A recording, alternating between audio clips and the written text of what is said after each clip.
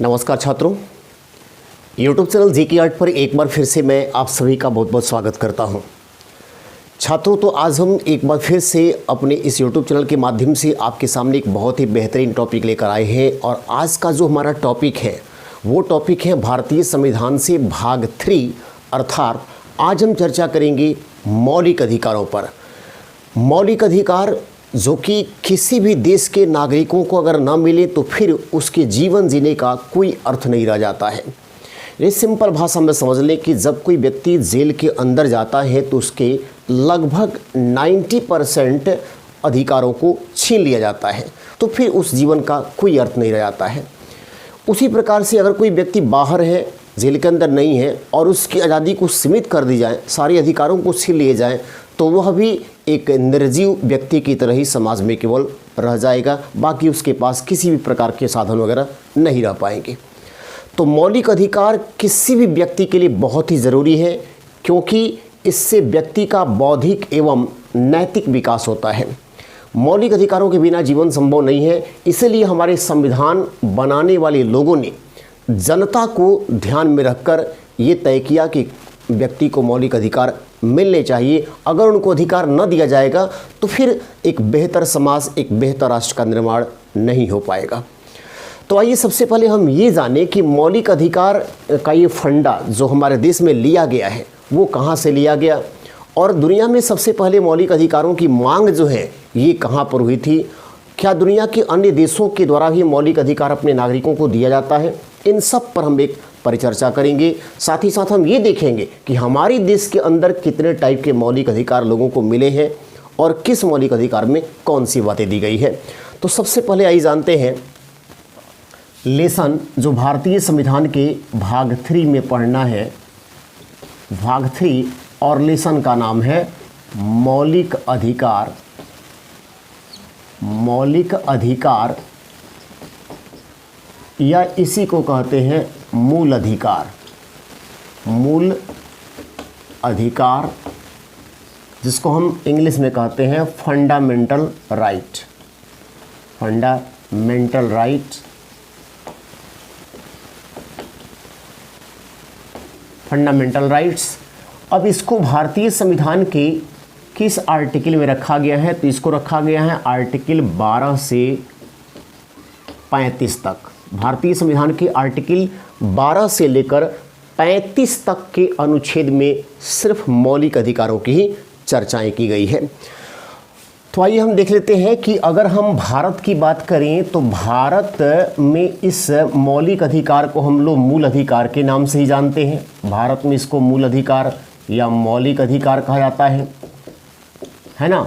लेकिन यही हम यदि अमेरिका में जाते हैं तो अमेरिका ने जो मौलिक अधिकार अपने नागरिकों को दिया है उसे अमेरिका में बिल ऑफ राइट्स के नाम से जाना जाता है।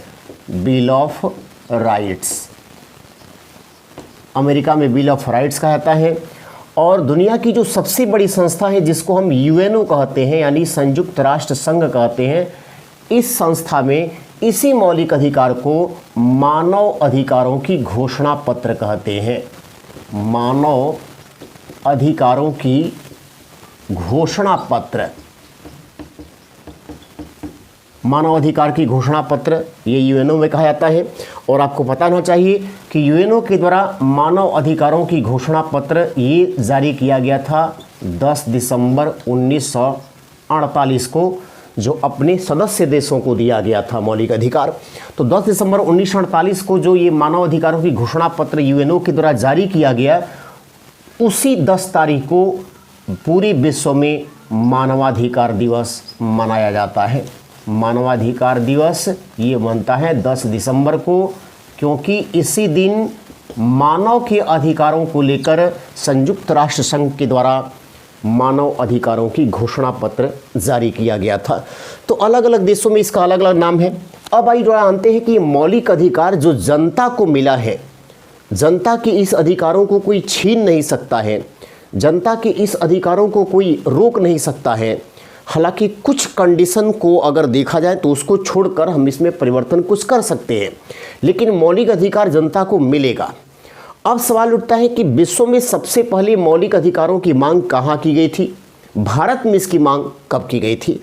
तो अगर हम विश्व स्तर पर देखें तो विश्व में सबसे पहले इसकी मांग 1215 ईस्वी में इंग्लैंड में हुआ था और इंग्लैंड के राजा के द्वारा अपनी जनता को जो मौलिक अधिकार दिया गया, उनके हक में जो फैसला दिया गया, उनको कुछ अधिकार दिए गए, उस अधिकार को ही हम लोग कहते हैं मैग्ना कार्टा।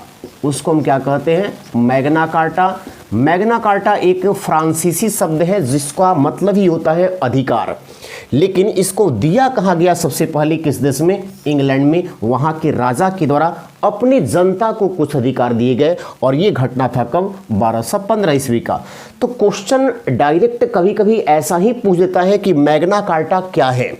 मैग्ना कार्टा क्या है? तो याद रखेंगे, मैग्ना कार्टा है आपको 1215 ईस्वी में इंग्लैंड के राजा द्वारा अपनी जनता को दिया गया एक अधिकार, जिसको हम मौलिक अधिकार कहते हैं, और उस समय के मौलिक अधिकार को हम मैग्ना कार्टा ही कहते हैं।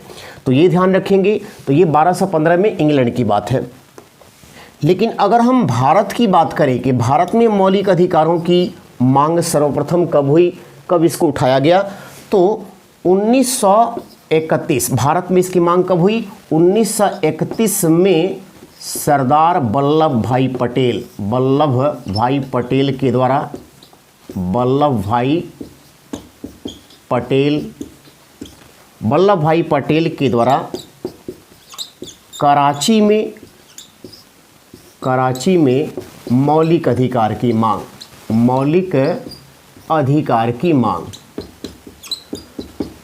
ठीक है ना? तो याद रखेंगे, चूंकि उस समय हमारा देश अभी आज़ाद नहीं हुआ था, तो ये मांग अंग्रेजों से ही किया गया, सरदार वल्लभ भाई पटेल के द्वारा कांग्रेस पार्टी के कराची अधिवेशन में। और तब वल्लभ भाई पटेल ने देश की जनता के लिए कुछ अंग्रेजों से मौलिक अधिकारों की मांग की। तो भारत में मौलिक अधिकार सबसे पहले मांगा गया 1931 में, जबकि पूरे वर्ल्ड की मैं बात करूं तो वर्ल्ड में मौलिक अधिकारों को जो सबसे पहले दिया गया था 1215 ईस्वी में इंग्लैंड में अपने राजा के द्वारा प्रजा को, उसको हम कहते हैं मैग्ना कार्टा। तो ये दोनों डेट आप याद रखेंगे। 10 दिसंबर को मनाया जाता है मानवाधिकार दिवस, क्योंकि यूएनओ इसी दिन मानवाधिकारों की घोषणा पत्र जारी किया था। याद रखेंगे, घोषणा पत्र जारी किया गया था। और अमेरिका में इस मौलिक अधिकारों को हम बिल ऑफ राइट्स कहते हैं, जबकि भारत में मूल अधिकार या फंडामेंटल राइट्स या मौलिक अधिकार कहते हैं। अब आइए थोड़ा सा हम इसमें ये देखें कि ये मौलिक अधिकार जो 12 से लेकर 35 तक के आर्टिकल में पढ़ने हैं, ये काफ़ी लंबा चौड़ा लेसन है, काफ़ी विस्तार पूर्वक इन चीज़ों को समझना जरूरी है, क्योंकि कंपटीशन में इससे बहुत सारे प्रश्न बनाए जाते हैं। तो हम यहाँ सबसे पहले देखेंगे कि भारत में मौलिक अधिकार कितने टाइप का दिया गया है, कितने टाइप का मौलिक अधिकार भारत की जनता को मिला है, और उस मौलिक अधिकारों का उपयोग भारत की जनता किस प्रकार से करती है। तो हम आपको ये बताना चाहते हैं कि भारत में जो मौलिक अधिकार हैं, वो मौलिक अधिकार शुरू में जब व्यवस्थाएं दी गई थी भारत की जनता के लिए, उस समय मौलिक अधिकारों की संख्या 7 थी। लेकिन बाद में उसमें से एक मौलिक अधिकार को समाप्त करके उसको कानूनी अधिकार में शामिल कर लिया गया। और कानूनी अधिकार का मतलब ये हो गया कि सरकार अब आपके उस मौलिक अधिकार की, जो कानूनी अधिकार बन चुका है, उस पर सरकार कभी भी एक्शन ले सकती है, उसको कभी भी समाप्त कर सकती है, उस पर कार्रवाई कर सकती है। लेकिन मौलिक अधिकार जो है ये आपका अपना अधिकार है, इसको सरकार समाप्त नहीं कर सकती है, ना सरकार इसको छीन सकती है ना। लेकिन जो कानूनी अधिकार होते हैं उस पर सरकार को अधिकार मिल जाता है। तो मौलिक अधिकार में जो 7 मौलिक अधिकार थे, उसमें से एक अधिकार को कानूनी अधिकार बना दिया गया, बाकी अभी भी 6 हमारे पास मौलिक अधिकार हैं। तो आइए हम जाने कि वो जो एक हटा वो कौन है और बाकी जो 6 बचा हुआ है वो कौन है। 44वां हम यहाँ पर लिखवा दे रहे हैं, 44वां संविधान संशोधन के द्वारा, और ये 44वां संविधान संशोधन जो हुआ था 1978 में, 44वां संविधान संशोधन के द्वारा संपत्ति के अधिकार को मौलिक अधिकार की श्रेणी से हटाकर श्रेणी से हटाकर अनुच्छेद 301 के तहत कानूनी अधिकार बना दिया गया। कानूनी अधिकार बना दिया गया। देखिए, ये बहुत अच्छा काम हुआ है। ये जरूरत थी इस बात की कि इस कानून को, जो संपत्ति का अधिकार, जो हम लोगों को मौलिक अधिकार मिला था, इसको समाप्त करना बहुत जरूरी था। और संसद को वो अधिकार है कि किसी भी मौलिक अधिकार के द्वारा अगर किसी तरह की समस्याएं सरकार को हो या लोगों को ही हो, तो फिर उस परिस्थिति में मौलिक अधिकार को हमेशा के लिए प्रतिबंधित कर सकती है। लेकिन किसी मौलिक अधिकार को कुछ समय के लिए निलंबित करना हो, कुछ समय के लिए रोकना हो, तो ये काम भारत के महामहिम राष्ट्रपति के द्वारा ही कर दिया जाता है। जैसे ट्रिपल तलाक, ये हमारे देश की औरतों के लिए, जो इस्लाम धर्म से जो आती हैं, उनके लिए बहुत ही खराब चीज़ें थी। इन 3 अक्षरों में उनकी ज़िंदगी सिमट जाती थी। और ये अधिकार जो है केवल पुरुषों को मिला था, जिससे महिलाओं को समानता के अधिकार से उनको वंचित होना पड़ता था। इसके चलते लगा कि ये कानून नागरिकों के समानता के अधिकार को ही सीमित करता है, इसीलिए इस कानून को हमेशा के लिए समाप्त करना ज़रूरी है। तो मौलिक अधिकार की श्रेणी से संपत्ति के अधिकार को क्यों हटाया गया, क्यों इसको कानूनी अधिकार बना दिया गया? तो संपत्ति का अधिकार का मतलब होता है कि मानव, जो हम लोग हैं, वो संपत्ति अर्जित कर सकते हैं। हमें अधिकार है कि संपत्ति हम अर्जित करें, क्योंकि कोई भी व्यक्ति जीविकोपार्जन के लिए कोई ना कोई कार्य करता है तो निश्चित रूप से संपत्ति का अर्जन करेगा। लेकिन अगर वो लीगल तरीके से पैसा कमा रहा है और लीगल तरीके से पैसा कमाकर कुछ कर रहा है तो कोई दिक्कत नहीं है। एक सामान्य भाषा में आप समझिए कि कोई व्यक्ति अगर महीने में 2000 रुपये कमाता है और उसमें से अगर वो 500 रुपये की बचत करे, 1500 रुपये को वो अपने घर के खर्चों में खर्च कर दें, 500 रुपये की ही बचत करें, तो साल भर में उसकी बचत को अगर देखेंगे तो टोटल बचत होगी 6000 रुपये। 6000 रुपये उसकी बचत होगी। लेकिन अगर उसने साल भर के अंदर 1 लाख रुपये का मकान खड़ा कर दिया और उसके घर में दूसरा कोई कमाने वाला सदस्य नहीं है, विस्तार पूर्वक हम उस घर के बारे में जानते हैं, उसकी स्थिति को अच्छी तरह जानते हैं कि उसके घर में दूसरा कोई कमाने वाला सदस्य नहीं है, इतना रुपया इनका मंथली है, लेकिन 1 लाख रुपये का मकान वो खड़ा कर दिए। सोचिए कि अगर वो 2000 रुपये मंथली कमा रहा है तो आपको 12 महीने में 24,000 रुपये ही कमा पाएंगे। ये टोटल उनका इनकम हो गया, कुछ भी ना खाए पिए तो। जबकि मैंने कहा कि 500 रुपये की बचत हो पाती है, बाकी सारा पैसा खर्च हो जाता है, दूसरा कमाने वाला सदस्य नहीं है, तब तो उस हिसाब से बचत उनकी मात्र कितनी हुई, 6000 रुपये की हुई। मगर 1 लाख का मकान बढ़ा, इसका मतलब ये हो गया कि उन्होंने संपत्ति तो अर्जित किया ही, लेकिन उसके लिए गलत तरीके का उन्होंने इस्तेमाल किया, किसी गलत तरीके से वो पैसे को लाया गया। और जब ये कानून था, मौलिक अधिकार था, तो सरकार को ये अधिकार नहीं था कि जाकर जनता की उस संपत्ति के बारे में पूछ सकें कि आपने ये संपत्ति कहाँ से अर्जित किया, कितना रुपया आपने लगाया है इस मकान को बनाने में, और ये पैसा आपका कहाँ से आया। क्योंकि वो व्यक्ति बोल सकता है कि मेरा मौलिक अधिकार है, इस पर आप पूछताछ करने वाले होते कौन है। तो इससे जो है देश के अंदर एक अराजकता की स्थिति बन सकती थी। इसीलिए संविधान बनाने वालों को लगा कि नहीं, संपत्ति का जो अधिकार है वो आपका मौलिक अधिकार नहीं रहेगा, ये एक रहेगा कानूनी अधिकार। और जब ये कानूनी अधिकार बन चुका है तो सरकार आपकी संपत्ति को कभी भी जांच कर सकती है। और आप सुनते भी होंगे, अक्सर कुछ लोग आय से अधिक संपत्ति के मामले में जब पकड़े जाते हैं तो उनको जेल भी जाना पड़ता है। तो ये जो है कानूनी अधिकार है, अब ये संपत्ति का अधिकार मौलिक अधिकार नहीं रहा। और इसको हटाया गया किसके द्वारा? 44वां संविधान संशोधन, याद रखेंगे कब का है ये, 1978। तो जब ये हट गया तो अब बचे हुए जो मौलिक अधिकार हैं वो कितने हैं? 6, यानी हम कहेंगे वर्तमान में 6 मौलिक अधिकार हैं। 6 मौलिक अधिकार हैं। और जो 6 मौलिक अधिकार हैं अब वही हमको जानना है वो कौन कौन से हैं। जो 6 मौलिक अधिकार हैं वो कौन कौन है, उसमें देखिए, एक है समता या समानता का अधिकार। समता या समानता का अधिकार, समता या समानता का अधिकार। भारत के सभी नागरिक समान हैं, ये समता या समानता का अधिकार दिया गया है अनुच्छेद 14 से लेकर 18 तक में इसका जिक्र है। दूसरे नंबर पर है स्वतंत्रता का अधिकार, हमें स्वतंत्रता पूर्वक जीवन जीने का अधिकार है। स्वतंत्रता का अधिकार, बहुत सारे इसमें नियम हैं, उन सारे नियमों पर मैं चर्चा करूंगा। स्वतंत्रता का अधिकार, और इसको दिया गया है अनुच्छेद 19 से 22 तक में। फिर उसके बाद तीसरे नंबर पर है शोषण के विरुद्ध अधिकार, शोषण के विरुद्ध अधिकार, शोषण के विरुद्ध अधिकार, और ये आपको है अनुच्छेद 23 से 24, यानी 2 आर्टिकल 23 और 24। उसके बाद है चौथे नंबर पर धार्मिक स्वतंत्रता का अधिकार। धार्मिक कुछ स्वतंत्रता हमको संविधान द्वारा दिया गया है, धार्मिक स्वतंत्रता का अधिकार। और इस धार्मिक स्वतंत्रता के अधिकार की चर्चा आर्टिकल 25 से 28 तक में है। उसके बाद शिक्षा एवं संस्कृति का अधिकार, शिक्षा एवं संस्कृति का अधिकार,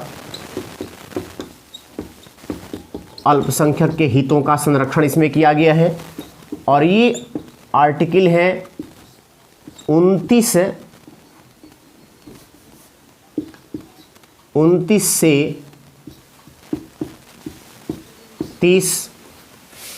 छठे नंबर पे ही आपका था संपत्ति का अधिकार, जो हट गया, वहाँ खाली हो गया है स्थान।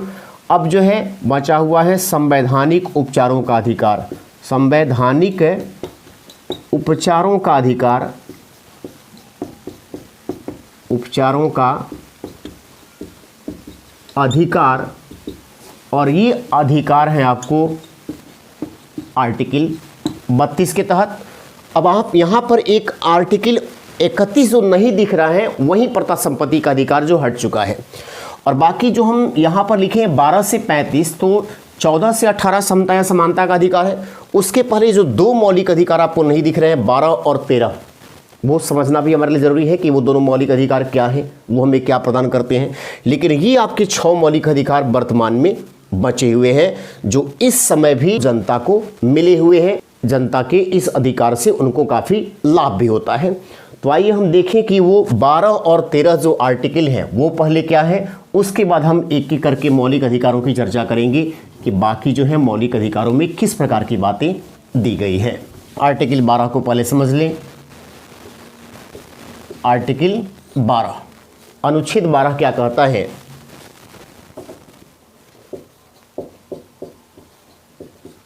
मौलिक अधिकार को, मौलिक अधिकार को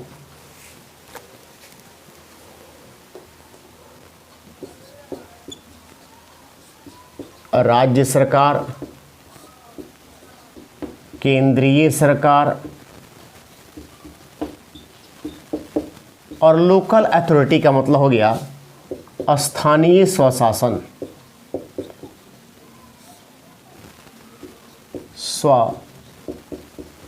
स्वशासन के द्वारा, स्थानीय स्वशासन के द्वारा जनता पर लागू किया जाएगा। ठीक है ना? ये मौलिक अधिकार हमारे देश के अंदर है। हमें ये मौलिक अधिकार सिर्फ हमारे देश के नागरिकों के लिए है। तो ये हमारे देश के मौलिक अधिकार जो है राज्य सरकार के स्तर के, केंद्रीय स्तर की सरकार के स्तर से और स्थानीय स्वशासन के द्वारा जनता पर लागू किया जाएगा। अब मेरे कहने का ये मतलब है कि कुछ अन्यथा अगर आप कार्य करते हैं तो ही आपके मौलिक अधिकारों को सीमित कर सकती हैं ये राज्य सरकार, केंद्रीय सरकार या स्थानीय स्वशासन। नहीं तो आपको मौलिक अधिकार मिलते रहेगा, उसको छीना नहीं जा सकता है। ये मौलिक अधिकार आपको कंटिन्यू मिलेगा। अब यहाँ पर एक प्रश्न ये बनता है कि क्या सरकार को, केंद्रीय सरकार को या राज्य सरकार को या स्थानीय स्वशासन को मौलिक अधिकारों पर कुछ अंकुश लगाने का अधिकार नहीं है?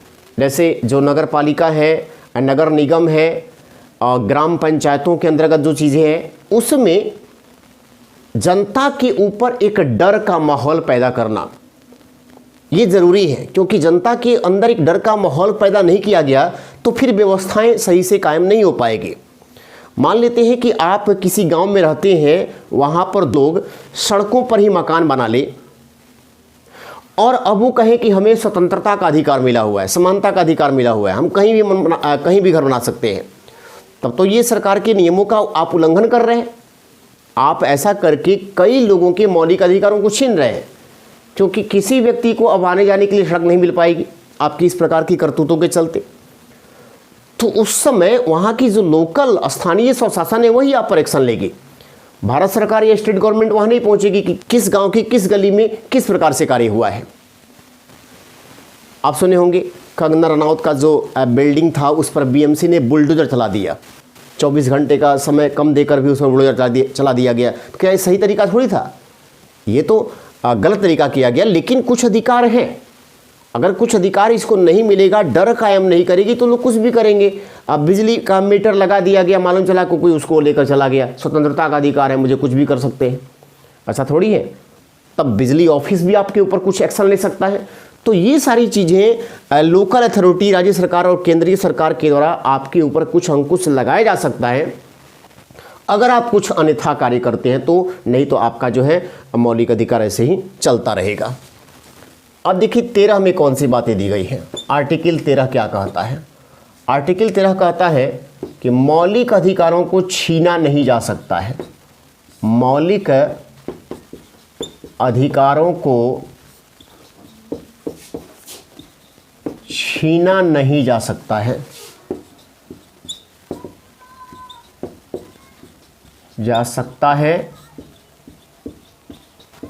जब तक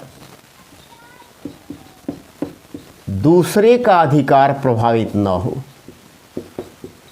दूसरे का अधिकार प्रभावित न हो। अगर आपने दूसरों के अधिकार को छीनने का प्रयास किया तब आपके मौलिक अधिकारों को छीना जा सकता है। यहां पर सीधा कहने का यही मतलब हो गया कि आपके मौलिक अधिकारों को छीना नहीं जा सकता है जब तक आप दूसरे के अधिकार को प्रभावित ना करें। जैसे मान लेते हैं कि आपको अभिव्यक्ति की आज़ादी है, आप कुछ भी बोल सकते हैं, अपनी बातों को रख सकते हैं, लेकिन कुछ भी बोलने का मतलब ये थोड़ी हो गया कि आप किसी को राह चलते गाली भी देने लगेंगे। अगर गाली देंगे तो जिस व्यक्ति को आपने गाली दिया है उसको भी तो गरिमापूर्वक जीने का अधिकार है, उसको भी गरिमापूर्वक जीने का अधिकार है, और आप उसके अधिकारों को सीमित कर रहे हैं। इस परिस्थिति में आपके मौलिक अधिकारों को छीना जा सकता है। स्वतंत्रता का अधिकार का मतलब ये थोड़ी हो गया कि आप किसी के बेडरूम में घुस जाओ कि क्या कर रहे हो तुम। ये गलत चीज़ें हैं, ऐसा नहीं कर पाएंगे आप, क्योंकि ऐसा करते हैं तो दूसरे के आदि को आप रोकने का प्रयास करते हैं। उस परिस्थिति में आपके मौलिक अधिकारों को छीना जा सकता है। तो ये ध्यान रखेंगे। 12 क्या है कि मौलिक अधिकारों को राज्य सरकार, केंद्रीय सरकार और स्थानीय स्वशासन के द्वारा जनता पर लागू किया जाएगा। ये आपको मौलिक अधिकार कंटिन्यू बना रहेगा, लेकिन कुछ अगर आपके अंदर डर का माहौल कायम करना हो, बेहतर प्रशासन के लिए, बेहतर समाज का निर्माण करने के लिए, तो डर का माहौल इन लोगों के द्वारा किया जाएगा। ये ज़रूरी है, क्योंकि अगर ये नहीं होगा तो लोग अपने आप को निरंकुश समझ लेंगे। और ये मौलिक अधिकारों को छीना तब तक नहीं जाएगा जब तक कि आप दूसरे के मौलिक अधिकारों को प्रभावित नहीं करते हैं। इसी तरह में ये भी बातें कही गई है कि 26 जनवरी 1950 को संविधान बनने से पहले अगर कोई नियम बना हुआ है तो उस नियम को भी आगे हम कंटिन्यू रखेंगे। जनता के लिए कोई अधिकार दिया गया है 26 जनवरी 1950 को संविधान बनने से पहले, तो वो अधिकार भी जारी रहेगा यदि वो अधिकार हमारे इस संविधान के मौलिक अधिकारों को प्रभावित न करे तो। ठीक है ना। तो यहां पर मैंने ये बता दिया कि अगर 26 जनवरी 1950 के पहले का भी कोई कानून है जो देश की जनता को मिला हुआ है, जिससे जिस जनता को लाभ होता है, उसके अधिकारों को मिलता है, तो उसको आगे भी कंटिन्यू किया जाएगा, यानी वो आगे जारी रहेगा, उसको समाप्त नहीं किया जाएगा। हाँ, लेकिन वो अधिकार आपके संविधान के मौलिक अधिकार को प्रभावित ना करे। अगर उससे संवैधानिक नियमों का उल्लंघन होता होगा, संविधान के नियमों का उल्लंघन होता होगा, तब उस परिस्थिति में जो है उस मौलिक अधिकार को समाप्त किया जा सकता है। जैसे जो ट्रिपल तलाक का जो मामला है, ट्रिपल तलाक का जो मामला है वो पर्सनल लॉ, जो मुस्लिम पर्सनल लॉ बोर्ड है, उसके द्वारा 26 जनवरी 1950 के पहले का ये नियम है, जो केवल इस्लाम धर्म के लोगों पर ही लागू होता है, हिंदू धर्म पर ये लागू नहीं होता है, केवल इस्लाम धर्म के लोगों पर लागू होता है, जिसमें ट्रिपल तलाक की बातें कही गई थी। तो अब अगर इस्लाम धर्म से संबंधित, जैसे कि ये नियम जब खत्म हुआ, तो अगर कुछ लोग इसमें से सुप्रीम कोर्ट में जैसे पहुँचे कि भाई ये आप जो है पहले के जो हमारा कानून है उसको आप प्रभावित कर रहे हैं, जबकि संविधान में साफ लिखा हुआ है कि जो पहले के कानून होंगे जिससे जनता को लाभ मिलता होगा, उस कानून को रद्द नहीं किया जाएगा, उस कानून को कंटिन्यू रहने दिया जाएगा। तब जो है सुप्रीम कोर्ट ने कहा कि उसमें ये भी बातें दी गई है कि अगर उससे मौलिक अधिकारों का हनन होता होगा तब उसको रोका जा सकता है। वो आपकी जारी है, उसको मैंने ख़त्म नहीं किया है, वो आप उसको कंटिन्यू रखे रहिए, लेकिन उसमें जो एक ट्रिपल तलाक का मामला है वो आपका नहीं रहेगा, क्योंकि उससे महिलाओं का अधिकार सीमित हो रहा है। तो ये सारी बातें आप ध्यान रखेंगे 12 और 13 के तहत। अब अगली क्लास में मैं आर्टिकल 14 से लेकर उसके बाद जो आगे की जितनी चीज़ें होगी आर्टिकल की, उन सारी चीज़ों पर एक एक करके मैं चर्चा करूंगा। थोड़ा सा ये लंबा लेसन है, तो 4-5 खंड में हो सकता है कि ये लेसन बने, लेकिन आप विस्तार पूर्वक चीज़ों को समझेंगे तो फिर कहीं कोई प्रॉब्लम इस लेसन में नहीं होगा और संपूर्ण क्वेश्चन आपसे बनेगा। तो चलिए हम आपसे विदा लेते हैं, तब तक हम ये कहेंगे आपसे कि अगर आप YouTube चैनल पर मेरे नए हैं तो चैनल को सब्सक्राइब कर लेंगे और वीडियो को आप शेयर करना नहीं भूलेंगे। धन्यवाद।